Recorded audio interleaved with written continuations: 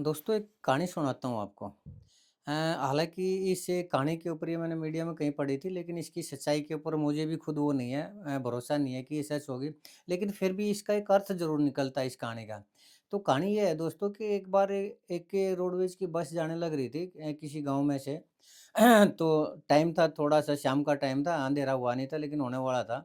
तो तभी अचानक जब सुनसान रास्ते पे गई तो एक गाड़ी ने ओवरटेक करके उस बस को रुकवा लिया। और उसमें से 5-7 बदमाश उतरे और गाड़ी उनके पास हथियार थे और वो जितने भी उसमें सवारी बैठी हुई थी, ज़्यादा भीड़ नहीं थी लेकिन फिर भी कुछ सवारी थी। तो उनके जितने भी जेवर थे, कैश थे, सब कुछ उन्होंने छीन लिया और छीन के ना वो वहीं उससे गिनने लग गए।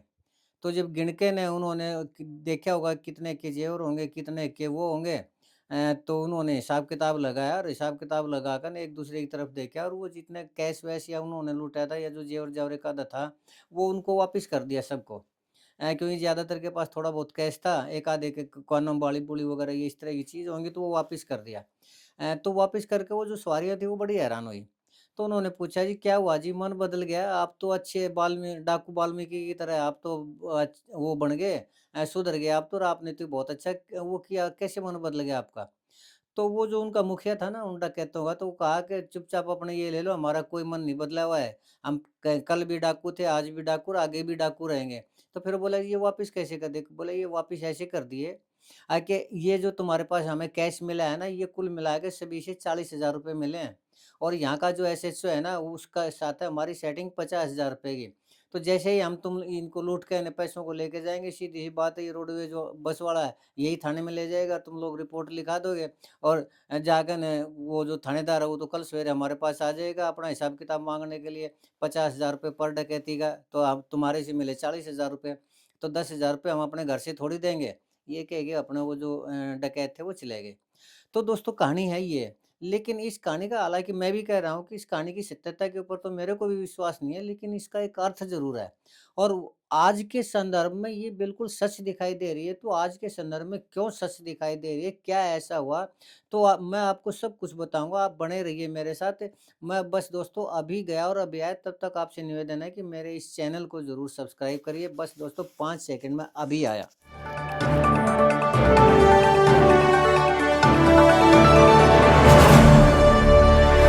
दोस्तों नमस्कार। दोस्तों मैं सतबीर सिंह अपने यूट्यूब के भारत लिंक ग्लोबल चैनल पर लंदन से आपका स्वागत करता हूँ। दोस्तों आज की घटना है सोनीपत की और सोनीपत के गांव की घटना है और बड़ी चिंतित करने वाली घटना है। घटना ये है कि सोनीपत के अंदर एक माला माजरा गांव है। तो उस माला माजरा गांव के अंदर रात को कुछ 4-5 बदमाश एक घर में घुसे। हालांकि घर जो गांव में कई घर ऐसे होते हैं जिनका अच्छे खाते पीते परिवार से होते हैं, अच्छा घर होता है, गाड़ी गुड़ी, और वो मतलब दूर से दिखाई देता है कि भाई हाँ इस परिवार वालों के पास पैसे होंगे। तो उस घर में दोस्तों रात को 4-5 बदमाश उस घर के साथ में एक प्लाट था, उस प्लाट में ऐसे सीढ़ी से चढ़े और वापस घर के अंदर दोबारा से सीढ़ी लगा के ना और उस घर के अंदर वो गए और उसमें उनको शायद पता था कि किस कमरे में कौन घर के वो है। अंदर घुस के ना उसके अंदर एक तो शायद किराएदार थे, लेकिन एक उसकी माँ थी, घर का जो मालिक था साहिल, उसकी माँ थी और साहिल था। तो पहले तो उन्होंने मार-पीट के उसकी माँ का दरवाज़ा बंद कर दिया, वो चुप करवा के उसको, और फिर उसके बाद वो साहिल के कमरे का उन्होंने आराम से दरवाज़ा तोड़ा। उनके पास जो नुकीले हथियार थे वो लेके आए थे और बड़े आराम से दरवाज़ा तोड़ा और दरवाज़ा तोड़ के ना अंदर जो साहिल सोने लग रहा था उसके ऊपर हमला किया। हालाँकि उसने भी बचाव की कोशिश की होगी, लेकिन वो ज़्यादा थे, 4-5 थे और वो अकेला था, तो शायद अपना बचाव नहीं कर पाया और उन्होंने चाकुओं से उसके ऊपर हमला कर दिया और बुरी तरह उसको ज़ख्मी कर दिया और उसके बाद उसको मरा हुआ समझ के फिर उस घर के अंदर वो करने लगे लूट-पाट और आराम से अलमारियों को तोड़ के ना और जो भी कैश था या जो भी ज़ेवरात वगैरह थे वो उसको निकाल ले गए और आराम से गए। लेकिन किसी भी तरह का कोई न तो हिचक थी, न उनके अंदर खौफ था, न और कुछ। और गाँव का मामला ये भी नहीं कि शहर का मामला हो या रात में किसी रोड का मामला हो, ऐसा नहीं था, गाँव के अंदर का वो था। तो जब वो चले गए लूट-पाट करके तो किसी तरह उसकी माँ जो ज़ख्मी हो रही थी, जो बंद किया था उसने किसी तरह से खोला होगा दरवाजे को या फिर फ़ोन-फ़ान करके ना उसने अपने किराएदार को बताया और उसके किराएदारों को पता चला तो उन्होंने उसके जो और चाचा-ताऊ या और परिवार था, कुनबा था उनको बुलाया, तो वो आए। तो वो आके ने उसको साहिल को हॉस्पिटल में लेके सिविल हॉस्पिटल में लेके गए, तब तक उसकी मृत्यु हो चुकी थी। यानी उसका मर्डर हो चुका था और उसके बाद पुलिस एफआईआर तो दर्ज करवानी ही करवानी थी।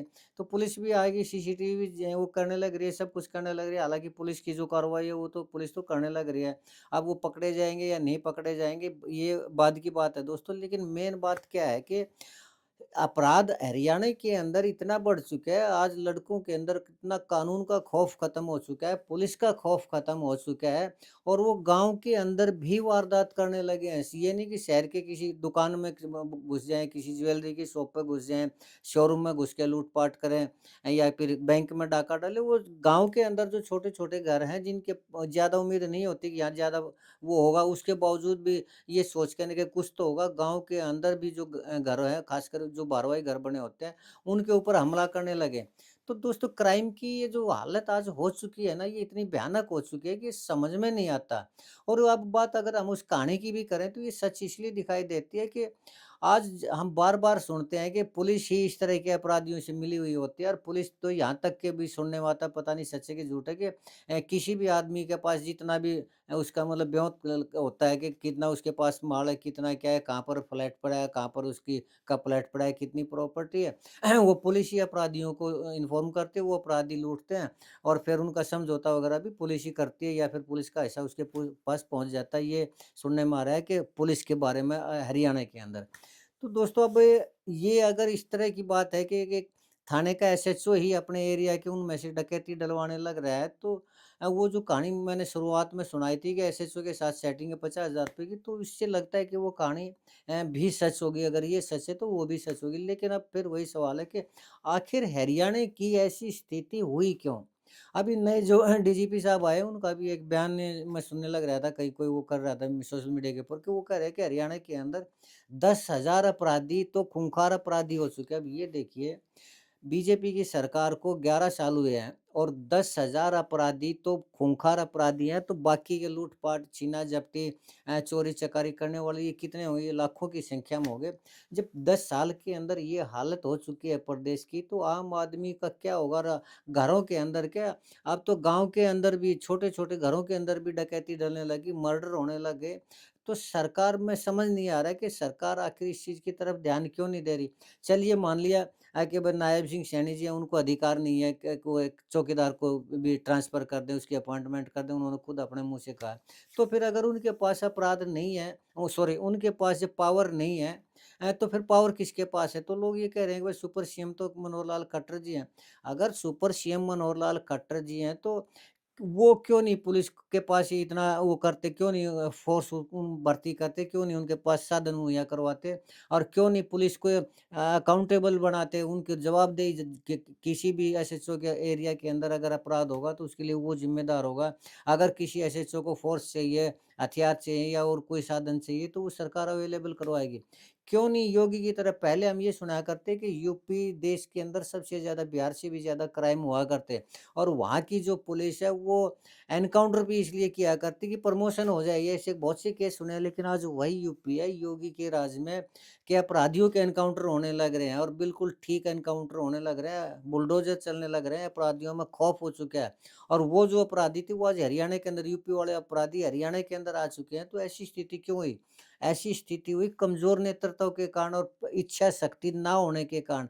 और रही बात ये जो सुपर सीएम की थ्योरी है, इस सुपर सीएम की थ्योरी में अगर खट्टर साहब इस चीज़ के हैं, तो पहली बात तो ये है कि खट्टर साहब के खुद की तो औलाद कोई है नहीं, तो वो दूसरों के मरते हैं बच्चे या दूसरों के लूट-पाट करते हैं, वो तो इतनी सिक्योरिटी में चलते हैं, उनको इतनी बड़ी सिक्योरिटी मिली हुई है। तो दूसरों के बच्चे मरने, एक आदमी की जब खुद की औलाद नहीं होगी, तो वो दूसरों के दर्द को क्या समझेगा? तो दूसरों के बच्चे मरने लग रहे हैं, अपराध बढ़ने लग रहे हैं, जेलों में जाने लग रहे हैं, तो उनको क्या लेना-देना? अब कहने को तो अब प्रधानमंत्री मनमोहन सिंह हुआ करते, लेकिन सुपर प्रधानमंत्री तो सोनिया गांधी जी हुआ करती, तो मनमोहन सिंह ने तो कभी कुछ किया ही नहीं। और यही हालत आज हरियाणा के अंदर होने लग रही है। हरियाणा के अंदर खुद मुख्यमंत्री ये कहने लग रहे हैं कि मेरी तो एक पीएन की भी बदलने की पावर नहीं है। इस पीएन वाली बात पे मैं एक और कहूँगा दोस्तों, एक बार एक यूट्यूबर हैं, वो भी बीजेपी की तरह जाटों से कुछ ज़्यादा ही मोहब्बत रखते हैं। तो उन्होंने मैंने उनके साथ तो मेरी और उनकी कोई वार्ता चल रही थी, तो उन्होंने कहा कि सतबीर भाई साहब ये चंडू खाने की खबर है। बिल्कुल ये चंडू खाने की खबर नहीं है।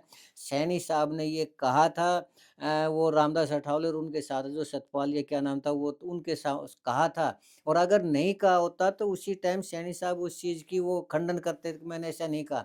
तो इस खबर को चंडू खाने की खबर वो लोग मानते हैं जो खुद चंडू खाने में रहने लायक आदमी होते हैं। बिल्कुल सच है, नहीं तो सैनी साहब उसका वो करते और खंडन करते, और इसी का खामियाजा आज प्रदेश की जनता भुगतने लग रही है, और इतना भयंकर अपराध बढ़ने लग रहा है कि गाँव के अंदर भी सेफ नहीं है लोग, गाँव के घरों के अंदर भी सेफ नहीं है। बड़े-बड़े शोरूम ये इनकी तो बात ही छोड़िए, शहरों की तो बात ही छोड़िए, इस हद तक क्राइम बढ़ चुका है।